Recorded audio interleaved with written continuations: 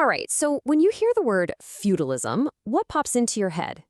Knights, castles, right? But it was so much more than that. I mean, think of it as a radical solution, a kind of survival strategy that grew right out of the ashes of a collapsed empire. It was all about trying to create some kind of order from absolute chaos. No, seriously, just take a second and imagine that. There's no police force, no national army, no government you can call for help. Your safety, your family's safety, it all comes down to how strong you are, or maybe how much you can trust your neighbors. And this isn't some dystopian movie plot. For millions of people back in the 9th century, this was just life. So what happened? Well, the huge empire built by Charlemagne, it had completely fallen apart. It left this giant power vacuum, and Europe just shattered. It became this chaotic patchwork of tiny little kingdoms and territories, all scrambling and fighting just to survive. The idea of a strong central government, yeah, that was a distant memory. Okay, so to really get a grip on how any kind of order came out of all this mess, we're going to break it down. We'll look at 4 main things. First, we'll dive into the world of fear that made a system like this even necessary. Then we'll look at the actual deal people made for protection. After that, we'll see the super rigid society it created. And finally, we'll explore the incredible power of faith and art that kind of glued the whole thing together. So let's talk about just how bad it really was. I mean, this whole period was defined by one thing more than anything else: constant, terrifying invasions, and they were coming from every single direction. And you can really see this geography of fear right here. You've got Vikings and their long ships coming from the north, raiding all along the coasts. Then from the east, you have these lightning-fast Magyar horsemen just sweeping across the plains. And down south, Saracen pirates are terrorizing the entire Mediterranean. The big takeaway here is that there was no safe place to hide. There wasn't one single front line. The threat was literally everywhere. And that created this deep, constant sense of insecurity across the whole continent. And what about the kings and all this? Well, for the most part, they were pretty powerless, almost just symbolic figures. See, they didn't have a stable tax system, so they couldn't pay for a professional army to defend their borders. They were totally dependent on powerful local lords who had their own little private armies. So the really crucial point is this: if you needed protection, you weren't looking to the king. It had to come from somewhere else. And that somewhere else was local. Feudalism wasn't some grand political theory that a king dreamed up in his castle. Nope, it grew from the ground up, born out of pure desperation. At its heart, it was a deal. It was a bargain for survival.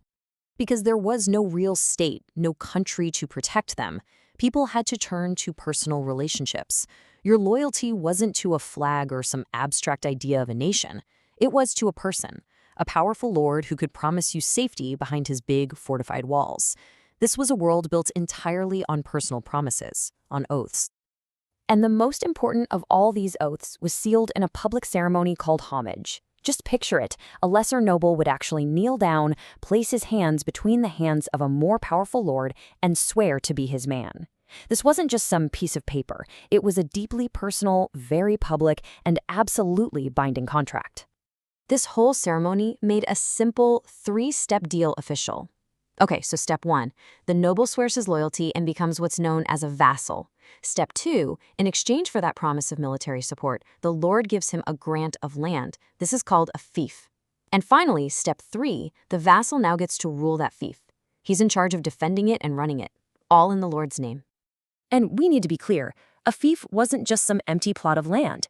In a world with hardly any cash and super dangerous trade routes, land was wealth. It was everything. A fief was basically the entire economic engine of this world. It was a totally self-sufficient little community. You had farms making the food, a village for all the workers, a church for their spiritual needs, and of course, a big castle for protection. The whole system, everything we're talking about, rested on who controlled these fiefs. So this system, exchanging land for loyalty, it created this incredibly rigid social structure. I mean, a pyramid of power. Everybody knew exactly where they belonged. And here's the kicker. That place wasn't just social. It was seen as being decided by God himself. Essentially, society was split into 3 main groups, or what they called orders. First, you had those who pray. That's the clergy, responsible for everyone's souls. Then you had those who fight, the nobility, whose job was to provide protection. And finally, you had those who work, the peasants. And yeah, their job was to produce the food for everybody else. Each group had a very specific and pretty much inescapable role to play. And can you guess who made up the massive base of this pyramid, holding everybody else up? You got it, those who work. It is an absolutely staggering number to think about, but something like 90% of the entire population were peasants. Their labor wasn't just a part of the system, it was the fuel that made the whole feudal machine run. But here's a key detail. Not all peasants were the same. The really critical difference was between serfs and free peasants. Now, serfs weren't technically slaves, but they were legally tied to the land they worked. They couldn't leave, couldn't get married, couldn't really do anything important without their lord's permission.